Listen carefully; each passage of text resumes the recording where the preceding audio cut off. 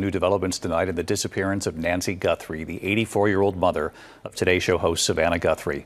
Late today, the sheriff saying all family members have been cleared in her disappearance, aware of the online chatter and speculation surrounding this case. Hoda Kotb and Savannah Guthrie have always been a team, but a new mystery is putting their loyalty to the ultimate test. At 61, Hoda is breaking her silence to address a situation that has left the entire Today Show staff in shock. She is peeling back the layers of Savannah's public image to show what is really going on behind closed doors. The details are intense, and the stakes have never been higher. Can their friendship survive this? The January goodbye that didn't last in September 2024, Hoda looked into the camera and told the world she was leaving the Today Show. She had spent 26 years at NBC and felt ready for a change. She turned 60 that summer and said the new decade made her think about how she spent her time. Her final day on the anchor desk was January 10, 2025, and it was a huge event in New York City. The show used a bigger studio at 30 Rockefeller Plaza to hold all the fans and friends. Her daughters, Haley and Hope, even joined her on set to celebrate. Hoda moved to a new home in Westchester to start her life as a full-time mom. She was very open about her reasons for leaving. Her youngest daughter, Hope, had health issues that needed constant care. Hoda wanted to be there for every breakfast and bedtime. She started a new company called Joy 101 and worked on a wellness app. She joked about the simple joy of going to PTA meetings and walking with other moms in her neighborhood.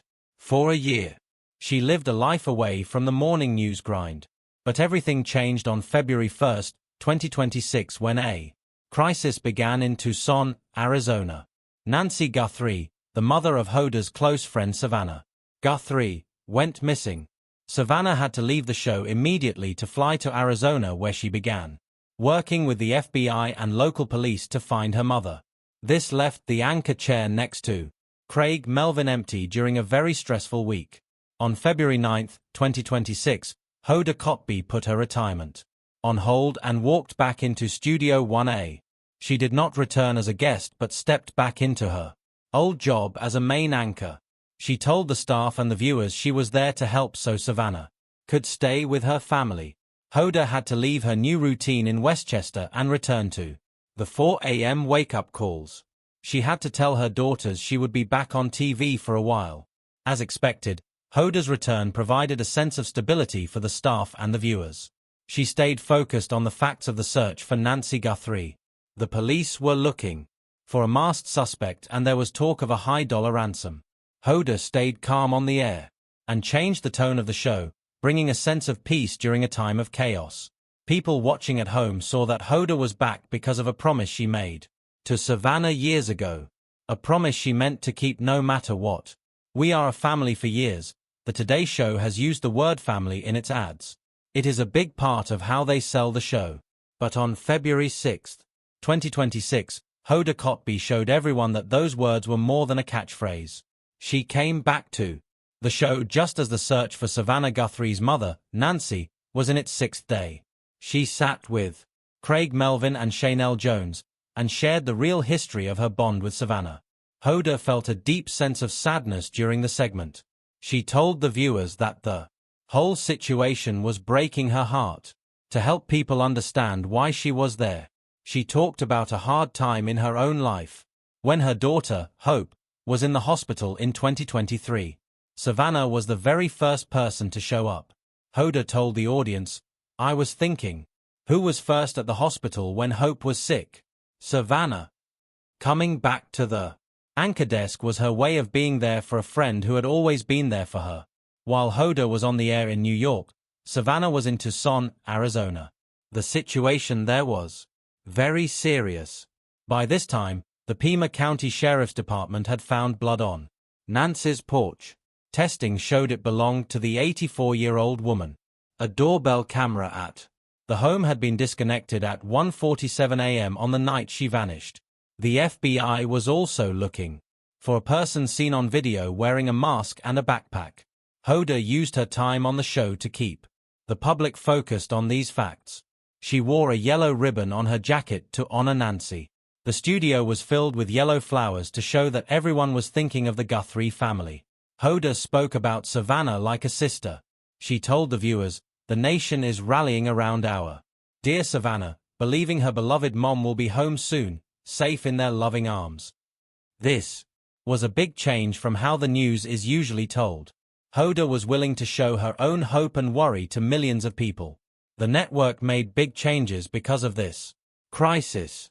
Savannah and Hoda were both supposed to go to Italy to cover the 2026 Winter Olympics. Instead, Savannah stayed in Arizona to look for her mother. Hoda gave up her own trip to Italy so she could stay behind and help the show.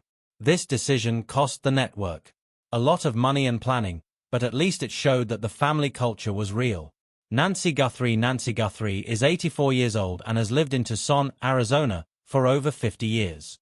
She grew up in Kentucky and graduated from the University of Kentucky, where she worked for the student newspaper. In the early 70s, she moved to Australia for her husband's job as a mining engineer. That is where Savannah was born, and 2 years later, the family moved back to Tucson. Sadly, everything changed for Nancy in 1988. Her husband, Charles, died of a heart attack at the age of 49 while he was on a business trip in Mexico. Savannah was only 16 at the time. And just like that, Nancy was suddenly a widow with 3 children to raise on her own. Savannah often calls her mother hard, iron, granite strong because of how she handled that loss. Nancy did not spend time feeling sorry for herself, though. She went to work at the University of Arizona to make sure all 3 of her children could afford to go to college. Nancy lived a very independent life in her home in the Catalina foothills. She is known for being mentally sharp and having a very deep faith. She attended a Baptist church every Sunday and stayed close to her children and grandchildren. Savannah has said that Nancy is a truth teller who taught her children to be strong. Even at 84, Nancy lived alone, although she had limited mobility and needed daily medication for a heart condition. On the night of January 31, 2026, Nancy had dinner with her daughter Annie and her son-in-law. They dropped her off at home around 9:50 p.m. That was the last time her family saw her, and by the next morning, she was gone. This loss has brought Savannah back to the same feeling she had when her father died in 1988. Now, Hoda is watching her friend and sister try to be strong one more time while the whole world waits for news. The sisterhood of Studio 1A, Hoda and Savannah, have a bond that goes way beyond a paycheck or a television contract. It started years ago when they were just 2 reporters sharing a tiny, messy office. Back then, they weren't the stars of the show, but just 2 women trying to make it in a tough business. They bonded over small things, like their love for junk food and the chaos of their daily lives. When they finally became the first all-female team to lead the morning news in 2018. It was a win for 2 friends who truly liked each other as much as it was a win for the network. Every single morning at 5 a.m., they sat in those chairs and talked about the stuff that actually matters. They talked about their faith, kids, and the heavy weight of being a mom. Savannah, with her sharp lawyer brain, and Hoda, who leads with her gut, became a perfect match. They have this secret language where they can tell exactly what the other is thinking just by a look. As one would guess, this friendship was forged in the hardest moments. When Hoda's daughter was in the hospital, Savannah was the first person to walk through the hospital door.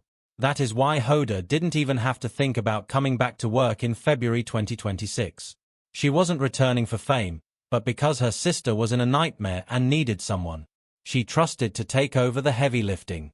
And that trust was well placed because Hoda knew Savannah better than almost anyone. She had heard all the stories about Nancy Guthrie and the tough, disciplined way she raised her children. Because of that, Hoda could see the tiny cracks in Savannah's armor that the cameras missed. She knew that behind the calm, professional voice, Savannah was a daughter who was terrified. And by taking over the show, Hoda gave Savannah the freedom to stay in Arizona and focus on the FBI and the police. The $6 million ransom. The mystery of Nancy Guthrie's disappearance changed from a missing person case to a high-stakes extortion plot on Tuesday, February 3, 2026. At 1:12 p.m., a highly unusual email arrived in the inboxes of TMZ and 2 local television stations in Tucson. It was a ransom note, and the message was cold and structured like a business contract. It demanded a staggering $4 million in Bitcoin to be paid by Thursday, February 5th. If that first deadline was missed, the price would jump to $6 million by Monday, February 9th, at 5 p.m. local time.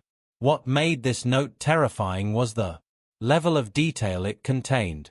The sender described exactly what Nancy was wearing when she was taken, details that the Pima County Sheriff's Department had not yet released to the public. The note even mentioned an item that had been damaged inside the home during the struggle, proving the sender had likely been inside the house on the night of January 31st. Because of these specific facts, the FBI and local detectives had to treat the demand as a credible threat. The digital footprint of the kidnappers was equally sophisticated. The ransom note included a specific cryptocurrency wallet address.